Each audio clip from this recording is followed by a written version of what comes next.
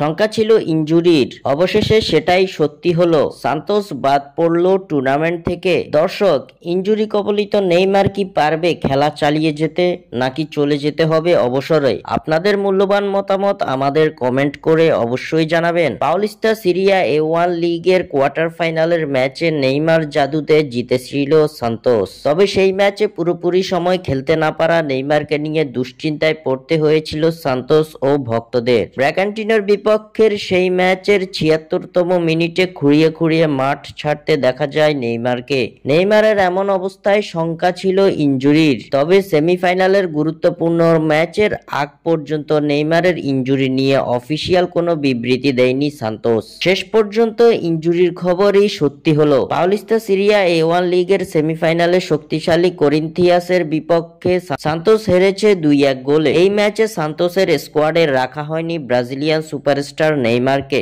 Side বেঞ্চে বসেই দলের অসহায় আত্মসমর্পণ দেখেছেন নেইমার। জানা গেছে গত ম্যাচেই ইনজুরিতে পড়েছিলেন নেইমার, যার কারণে তাকে নিয়ে ঝুঁকি নেয়নি সান্তোস।